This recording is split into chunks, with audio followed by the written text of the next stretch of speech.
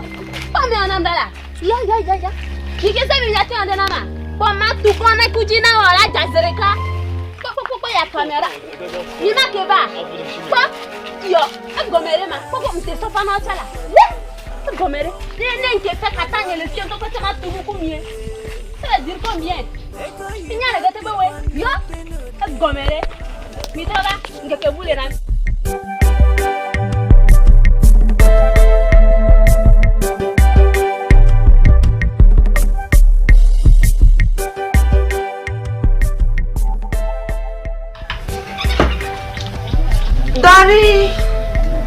Dari casa Rema. Dari casa. Fica de vianto aí, ah? Dari casa. Dari casa. Devia lá uma. Dari casa. Dodo. Adorra leu. Dari casa. Ada dia ya, Ma. Dari kasih Dodo. Ada lalu mula. Dari kasih. Tapi ada rumah. Ada halanya Tapi yang tahu mula. Dari kasih ada Ma. Dari kasih. Mama.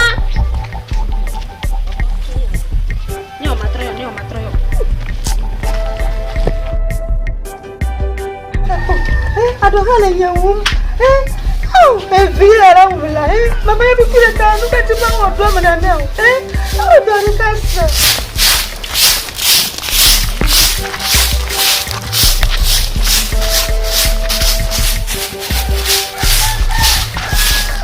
dari kama ada lenye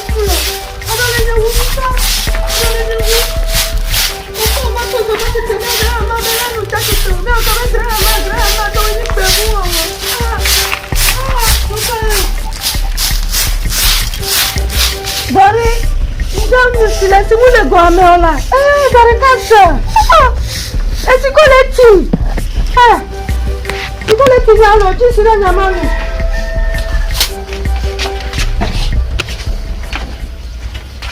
Non, faut pas de beau. On va aller du tout là.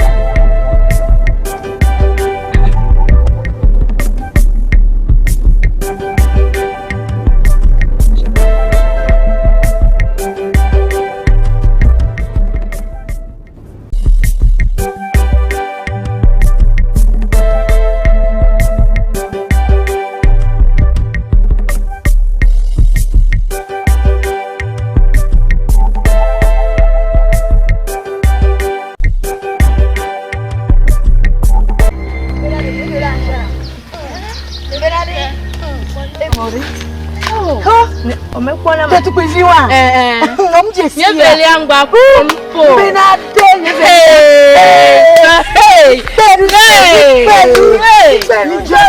mijoma ona mi adogwela mijola ha ma papa te kuize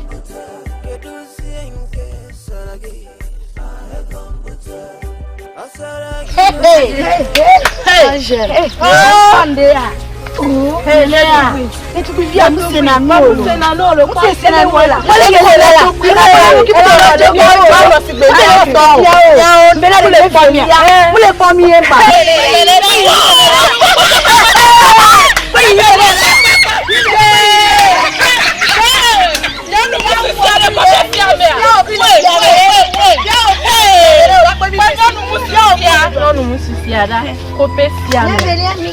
Mano si gbene awo enye gbon mi ele mano si gbene papa egbe ko ma chanye mfonyi na foto o ba ke si gbene du amere ko le du amere o zoli menela o yi menela oui oui oui yi menela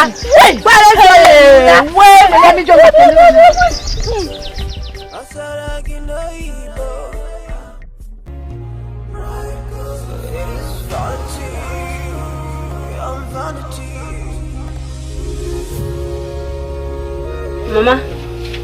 Maya bla mama. Egbe pura wi na gble a. Mama ya bla mama. Egbe pura wi na gble de bi a. O ti ba wo pe. O ti ba wo pe. Mama ta maya bla mama bala. Ami na gble o da. Mama le vona ni ai ma. Oh. Ani ka tam ji ba se to na. Mama ya bla mama na ni mama ya bla bala. Ka se na do ko na mama ka se ga me. Nu ka yo. Mama ya bla mama bala. Mama pas fidèle. Mama ya bla mama ya bla mama. Mama.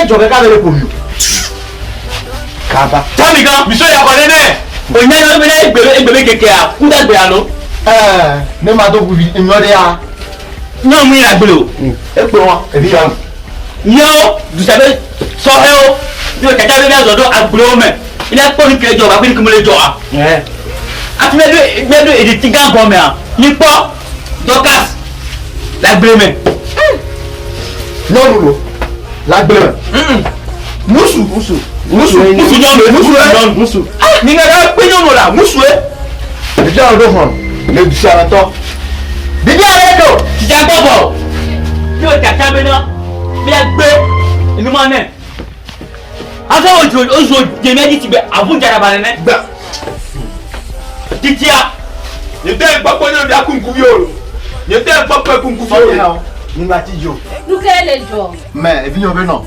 Ça a pas pomme les toucher mais. Ahoya, on croit que le roi mais on y a. Et de via va valer blanc B. Non vidéo de toi, on B. On canto, mi to kuna. Ouais Roma. Dorcas. Dorcas. Ah, Dorcas on là. B et pour ça a meto. Ameto. Miawa, mi ameto eh. Ameto. Mais nene yo via o. Egbe akura gbe. Onyabe nyonu vi omi na gbe o. Wa de isi atitome ya gbe e so he awa. Dorcas one. Dorcas epo. E onya ko nyore be no mi na gbe. Nkeke anti o. Nti e o le bisa gbe o mo pora be. Me ku meke ya gbe. Yo ba po le dia la gbe. Nebe do mu le wolu. Nebe do mi le wolu. Ngbe na mi o la. Ah so he yen o. Mi le gbe yen ne. Mi wa bulo e mi le bi anya se. Ma se bi o la se mi o.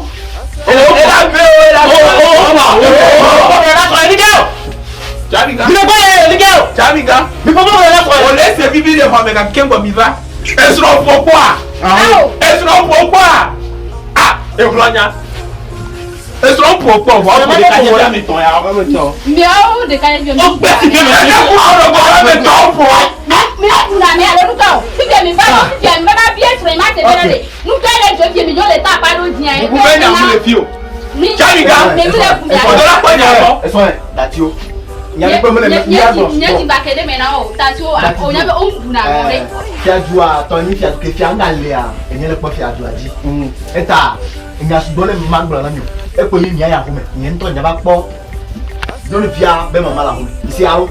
On doit la prendre Kaba. Ah, Kabalo, on doit la sortir. Oh, bon, il y a quoi là? Il y a deux. On l'a appelé la Titi. Il y a poué. Il y a poué. Il y a poué. Il y a poué. Il y a poué. Il y a poué. Il y a poué. Il y a poué. Il y a poué. Il y a poué. Il va finir. Oh yo yo. Il va. Oh yo yo. Il va. Oh yo yo. Il va. Oh yo yo. Il va. Il y a bien poué. Il y a yo. Mousganga à me ton.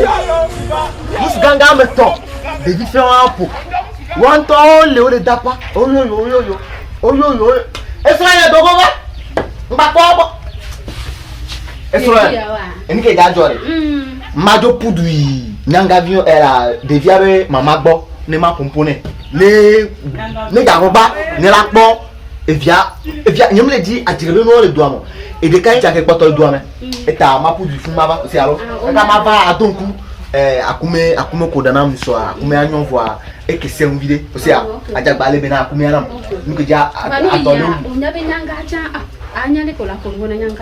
Nyanga ton de la pour quoi d'ailleurs. Gamene. Ne la pas de. Ah alors tu dis laissez des viables nguna me wala. Ke pas du à. C'est va da kume. Et puis on va ma vasia. OK, ya ina vasia. Yo. Va de fou alors. De fou toi. Et de fou quoi.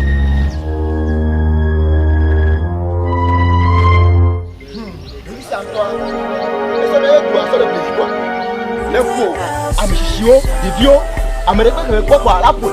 Non, nous sommes violés. Non, nous sommes violés. Non, nous sommes violés. Hey, Chicha. Where's Chicha, where's lo? Non, Chichi. Where's Chicha? Et violé, dit. Et violé. Non, nous sommes Lady. Dorcas là où me l'a. Dorcas là où me l'a. Chicha. Chicha, where's Chicha. Mais tu m'as fait. Et violé. Et toi, Chicha. Et de courage, il y a un homme qui a nous avons dit la blague, nous avons le pot. Le cas plus vieux que les doigts maintenant. Ne va pas dans nous. Nous ne sommes pas bons. Nous ne sommes pas bons dans nous. Chicha, et tu n'es pas non. Et tu n'es pas non. David m'a sénatono. David m'a sénatono. On t'a même sénatono. Nous qu'est-ce que tu as fait bientôt? Chicha, mais de coucou. Nous qu'est-ce que tu as fait bientôt là? De coucou, Chicha, tu n'es pas non. Ma pour beaucoup. Ah pour beaucoup. Et voilà toi Dieu. D'abord pour connaître. Mais là pour devenir le fiancé même pas faire maintenant. Même pas faire maintenant. T'as dîné mais même pas faire là même. Mais que va faire. Mais que va faire. Mais que va faire tout kia. Maman bon. Est-ce que les gars peuvent te nuire le copé c'est amer. Chicha, tu n'es pas non. Ma pour beaucoup. Et là c'est Chicha me de coucou. Elle a nyaulo. Elle a nyaulo. Chicha me de coucou là. Chicha va pas hello. Me gabi jolo. Chicha, tu n'es pas non. Je n'ai pas dansé. Dorcas c'est là où me l'a. Depuis c'est là où me l'a. Depuis c'est là où me. Dorcas tu me là où me fouet. Depuis tu me là où. Ami abelaki. Ami abelaki. Ami abelaki. Enyere ka o depuis c'est. Mawo venu nyala. Oh, depuis abelaki.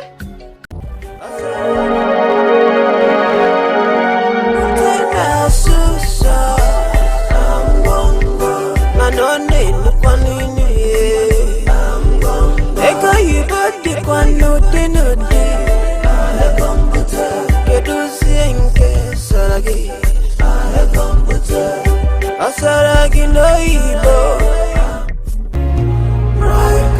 It is vanity, I'm vanity.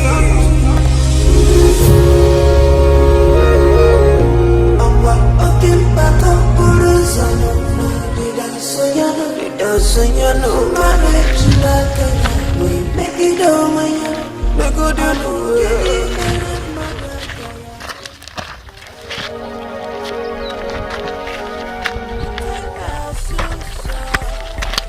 Hey!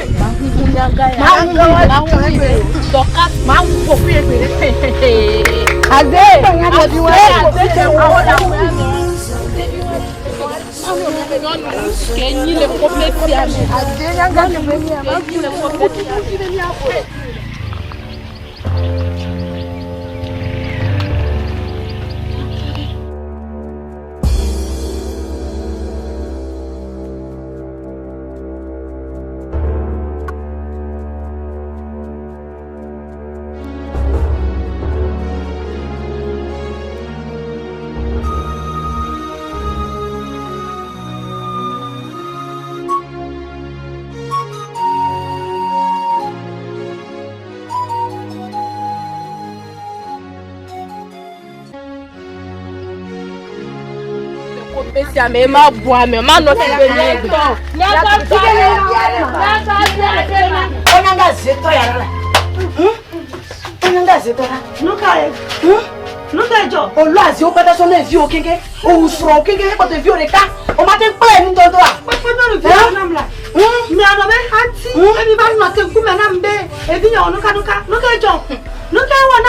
Nyaga zetoya evi ontie mi ba fie mi ba hoyana evi o dokas alo dokas ke alo le kote yone nyonu musu ke nyi le ko pesi ame ye mabu edoku o ye ma no sigbe mi anto sigbe ento hati o nene o nyam ba fie be ma ba crown be na anto na evi o be na de nyam wi le du siame ma tu ale bebe ma ela no kwedo ku iji ela no le ela no grocho nfa na akre do ebe to fe ya me benade le ke wa osia nyanga se to ya osia nyanga bia ba fie be na cry vi o benade bene suzi venea pa ma tu ku le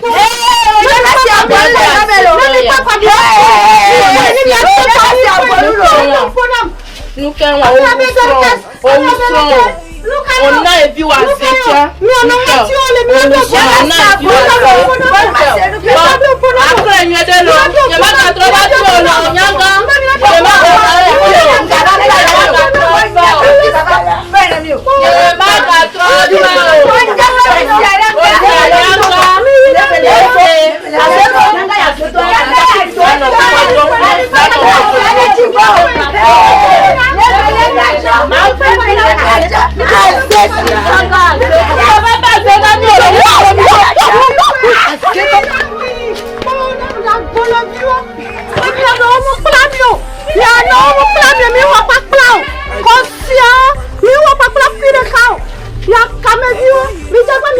depuis mi dumi le kareka e gomen mi papa mi poe le mi ate kwa mi poe le ke juro mi ya kameo ami abe dori kasi luka yo ni ma ga pati manu le mi agbo luka yo mi lo do fona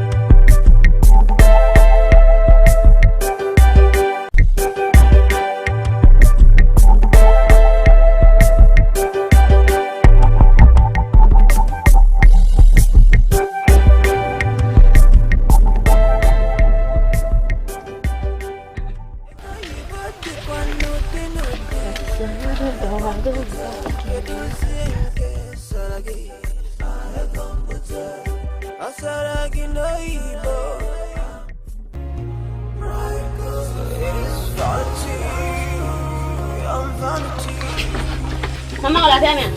Lazo. Vai de tentar tarkas. Saya mama.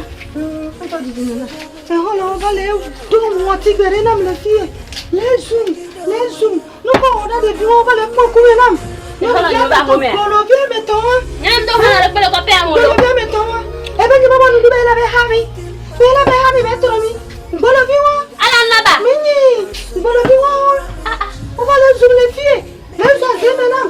Ben gagner c'est toi. Ade no me no. O pe ke jina. O pe ke jina. Na mebe fo. Ba womi. Karabu ya be. Ba womi. Ya ba ko. Ba bi kara maki ko siaba. No kwa. Belarkas. O ba ba yo ba ko plenya ba womi. Ya ka me viu. Ya ba be ba we. Ko siaba. Nga dole nya umlo. Dole nya um. Do sana ji na da mi adu.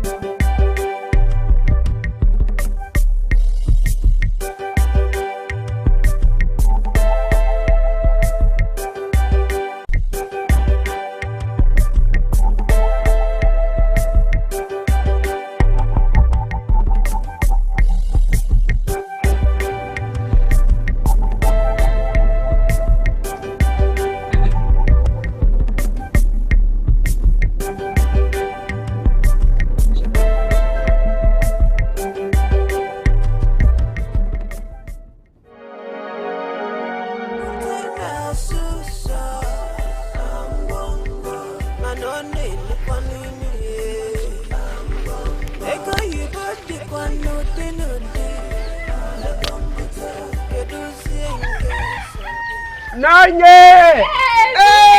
Mama! Afika tonyere! Tanye!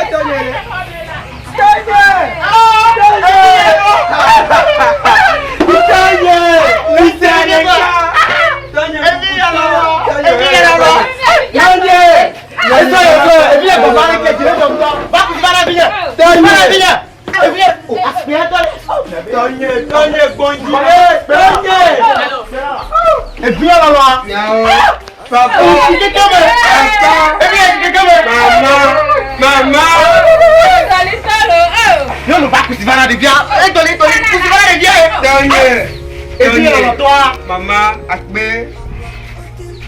Where's Kakalo? Where's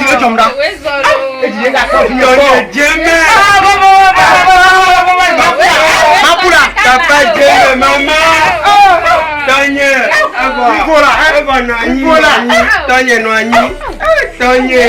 Tonye, mama.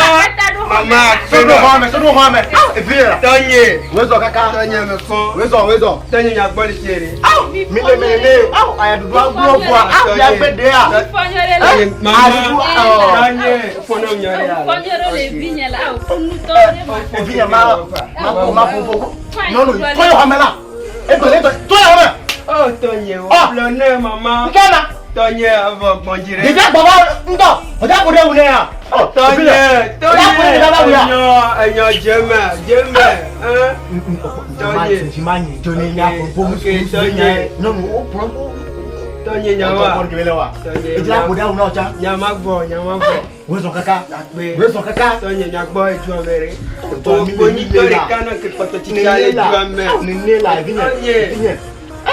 voyez que la gloire est au fado le kia le couvent comme le coule qui amène on est que ça il me dit tout cas les doigts mon au baba le kia de kaje view tu baje view on a plus produit de kaje view on a wo avec nous malam bakpo abo o dinya be ni de ka ko ntitia eta o chan o nya ko na so le doigt mais elle veut et on entend le veut non ye non vidéo chan le doigt mais musu non le ke pour des vidéos va bon la home le fille écoute les bananes court les bananes court nyim le di ma se nous post boy to e won to ga vena nous post boy nyim le di o mais c'est jeme ko yan no le bele ki mi le lekia jeme vigne e vigne la Tonye ye cha jinye le jo me le cha me ko Tonye ba pa to le sen Tonye mama ne vare ma gbe yare na mi nde va na mi mama Nanu ngale yo e ka Nanu Patie e bio le yo papa Quem vai te essa obe ao mama Tonye Tonye papa venya le Tonye chicha venye mama ne pas ça ya le keke na de me ma dola sana mi keke mama ni bobo en que so bon ya ok papa azon ma cité ma do home ma do le ne ma po ju avion viora e bien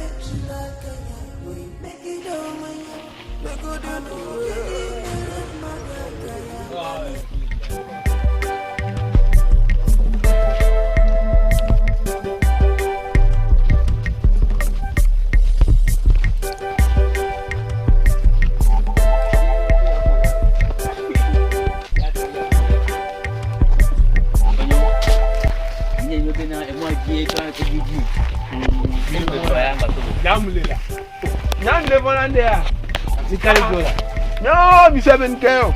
Aluma. Wa ga pon kun kun yo. Ni ga bo egbe are en mi so na nya.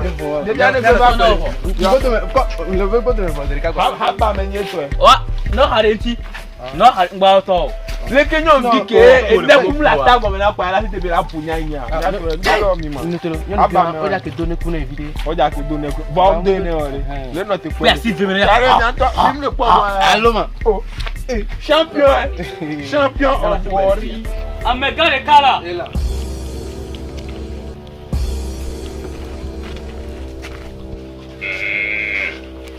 Bientôt, il faut rien de là. On va chier. Et toi, tu as pas. Faut mi quoi alors?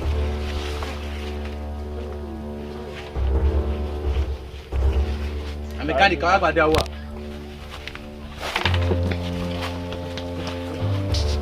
Oui, pour ton histoire. Mi ben si on quelle notre pas. Eh bien, alors, yo ya. D'accord, et vous. Ya.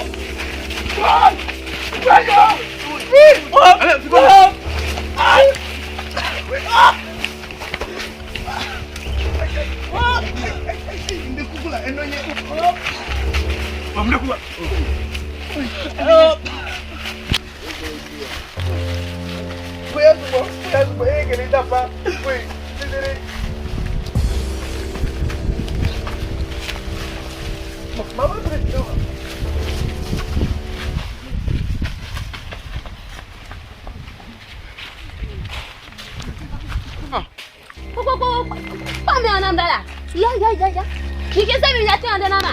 Kwa matu kona kujina wala jazereka. Kwa ya kamera. Ni makeba. Kwa yo, ngomere ma. Kwa mteso fa na chala. Ngomere. Ni nke fa katanye le fio to ko tama tu ku mie. Ça veut dire combien? Sinya le gate bewe. Yo, ngomere.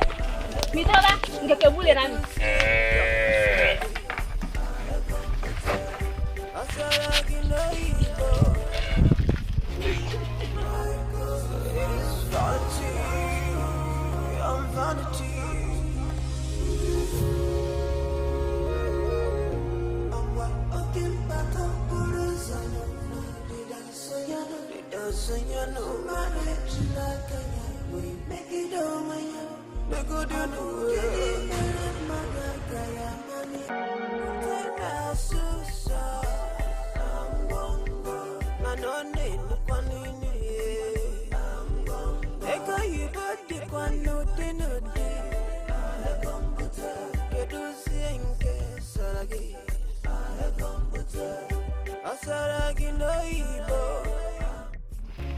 Et tu peux ver quoi?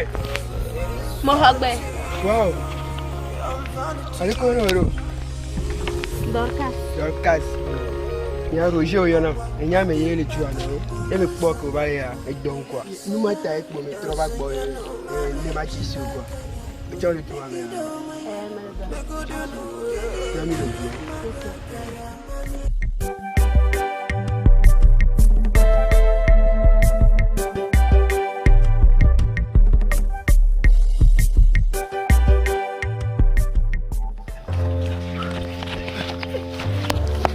Dans le pied. Abi me ba bala ko le pomi. Ah, yé que nyawo ma ki tonde ma ki dati manu akome. Mi me ngaba nyoro. Pe bi ngaba. Oh. E bo na. Ah. E bana. E bo na. Oh. Pour toi bois. Ah, mu tinga ball. No tinga ko bi ngaba be blessé. Non, mi me le nyoro de. Ah, o mi me le nyoro. O le ngaba nyoro. Mi to na nyoro. Oh, ma ndo ati pa me imi akicha ko me. Mi ate goma. Me ke wana numa jo bena. Amini. Jantai ben ko.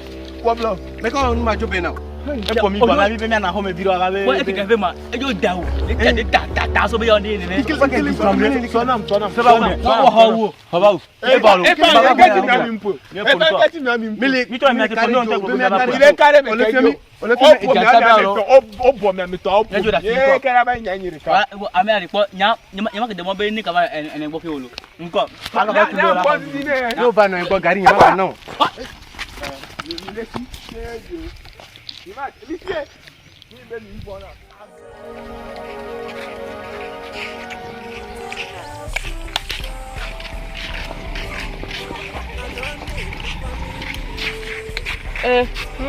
Eti guyo. Lema. Ele ya lo. Ya gbere. Ko ho ke mbe me do gulfia yin bosi me nko. Ni me se go me na mi ya sia lo leko. Mi ya sia. Odo de jami mi le odo de la o. Ah, nya be me adugbo me yo dro se na un. On to nya nya no re ni. E kom to. Oyo mi e. Mi nya be Kengwa mi to kasa. Je sais avec pour amour. Leki mi we mi nyanya kem dagbo. Ele pour amour. Ele mi le kona de me komia. No le di so ka nyi so ya nkeke to ya mi le di kaka mi le po. Mi le po. Mbere. Fike mi ate npole. Do kasa re. Egbe ki mi le fiare. Pote ba ne. Pena ma. Pena ma we. Jagba kan. Mi kale di Kengwa la. Egbe mi a hefe. Enye lu kasa re. Yes. Pote ba na do kase. Jagba kan mi a he. Ni ma kenya ko privile la. Ce que il me c'est comment. Donc ça eso bien les copains me fia e ko yin nyon tagana ke wu amede. Non musu Kenya. Eso be le kai. Eso be le kai. Ko fi ke jo dana jine no. Nge jo dana jine no. Opuelo. O mi an to Ale ni ko program yo mi a je ben kekene. Amenye. Allez-y alors. Apena do wa nya ko won. Nene ya. O po me pata e. O po echa. Ale bi mi. Minya. O le bi nu me. Ni me on de fije. Ma zo do kasa ji. Munyo no benya. Mi a plan bena. Ma so be na mi le jashi nene. Merci beaucoup. Que je le dis à moi, ma popo nyabe et la becha. Piège béni. Qui fait quoi? E ko la ide. Mile. Ela nya te tue. Mi so ni ke de sene o re. Egbe to yare. Mi so ni préparer o. Egbe to ya. E fa mi jo la. Mi ba mi jo la. Mi jo.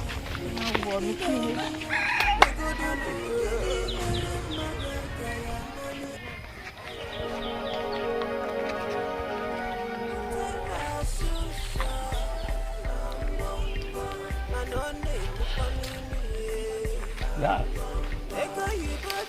C'est digal, digal. Ok. Oh. Noti ma beaucoup. Magbata na ya lonko. Dokas. Noti ndak beaucoup. Nkata. Na be hono. On ko konwari. Ame sisi wari. Li na be mile. Oh. En ko mile. Sino on to ya be nya ejinyo la si nya ma wa dire ko re. Onya.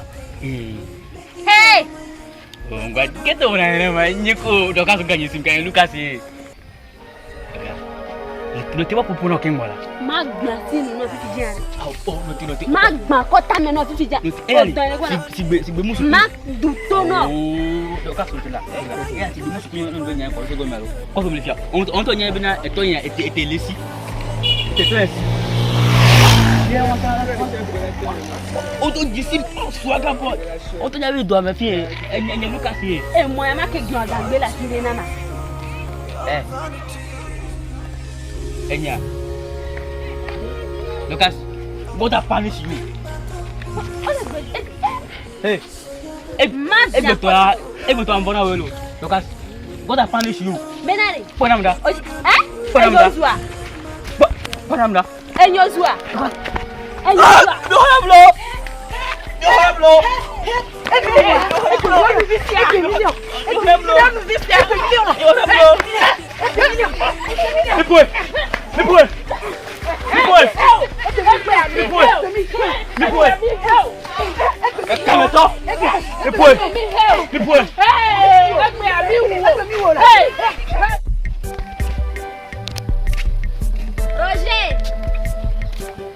Roger. Dugan me biare ma. Roger Panyere. Roger.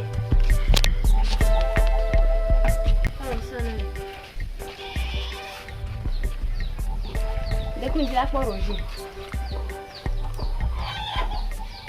Non, ebele ko. Njira po Roger. Ebele ke. O desi ya. Non bi. Ahoma. Mbere njira po Roger. Ewa. Ye ja ja hada to ka se bi aba.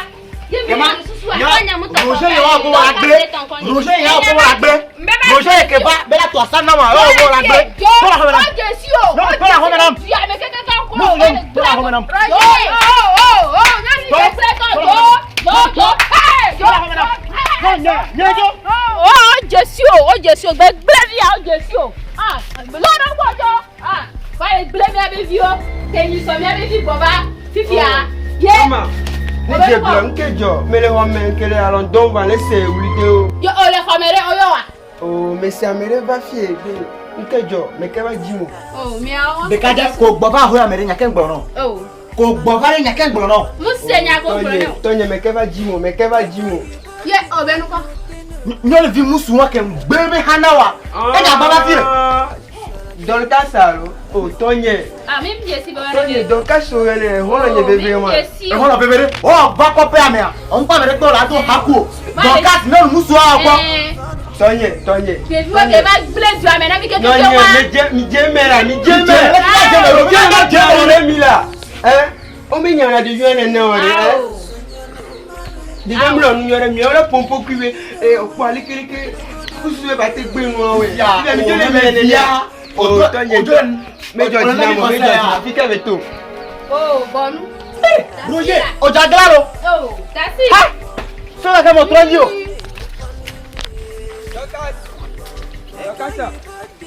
Docas. Rete.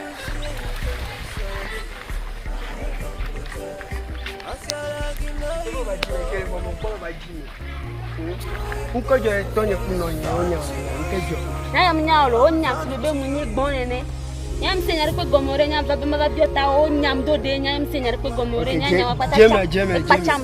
Jeme parce que Tonye kunonya le tonembe ogbon be nyaro na bo le jaga be mnyo ko to me jema bio ma nya gome. Nkejo nkenchie onya be ore nyeri ka pe kponyo horo. Ate gbon usi le do kele do pora. Ntinya nya didinto. Denete na fini mate kanela sona. Quero fa. Yare kpeme.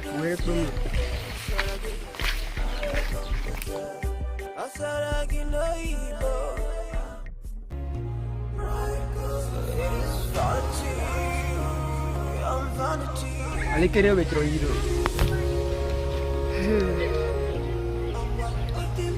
Tonye kuno nyama galago. Oh. Numero ya. Epenade ya ongala.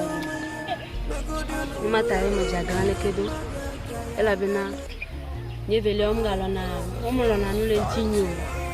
De udona vlonkwe le douane. Amere kpemlo na nyanyagbo. Mata mo troleke. Okpo ma ozunam. Me ala zundu si jami ala zunyoji. Emi pobe ne mi tasi do kunye na wa de po ja ba form do de kwa. No na be na mo tro do kunye ne. Susu be mate so gbenu le wa gbo. Laissez ya ko blanc. Maman nyenyi so de vime. Akam. Oh. Mata ya. Nenya. Ba gbe na kene le do mate kpon. Mate se vivi na gbe akwa. Opo a me sa me le trinya gbo le juice ya me. E no nto bilike e hon lo bilike tichanye. Ticha ochan e hon lo menyo e se alo. Afine nyakule mi aje hon lo. No de la tati wa gbe no no wa. No agbe no na be enyonu to nene se a. So no me ne le pu nene a. O la trinya gbo pe no po la le zo. Bobo dokio. No le pompo no cha gbale zo cha wa bonu. Se alo. No si gbe abe nyenene. Demi ateni holo. Se a. Enyo. Eda pe no. Amesa me wa ron o nyagbo. Se alo. Ke nembe na te onene a. Ke na nyi holo ni bambe na akwapato no puwa ma gba nyi holo ni ke. Awa o maga o. Ni na nyi holo ni ke gbagba puwa me pe juice ani. Maga o. Abon fo se alo. Holo ni. Mena cha. Iteju awo.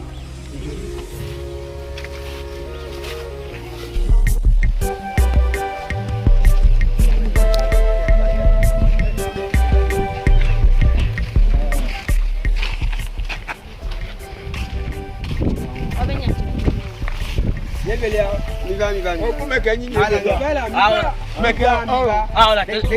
De ka fi va. Va ndagbo arena wala. Hola, mi travala. Mi va ndagbo arena mi.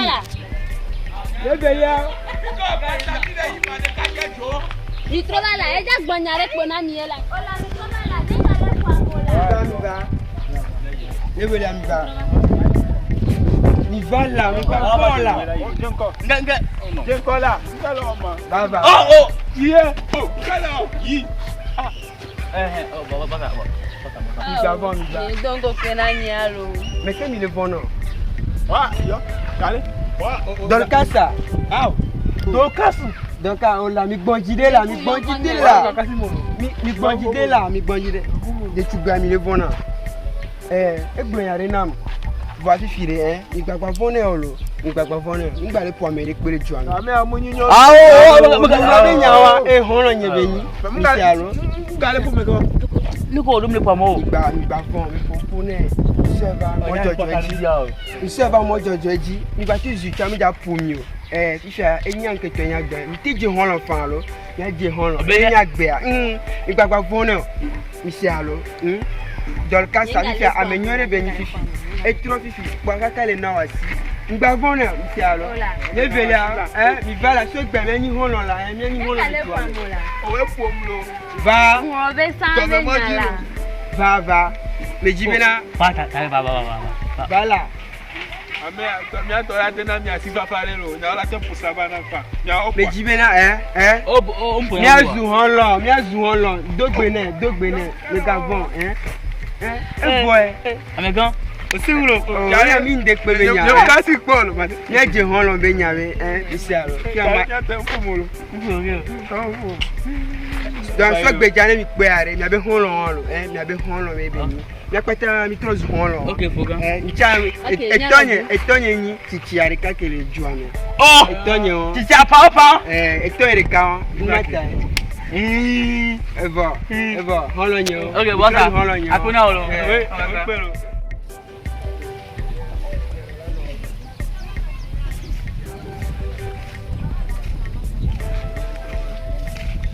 Kabe no la na pele.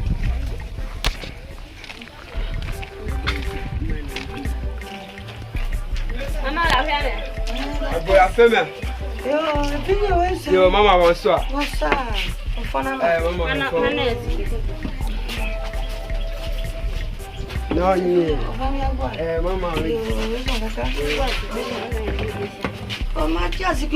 Maman. Maman ba chijo anyo vo. Mama.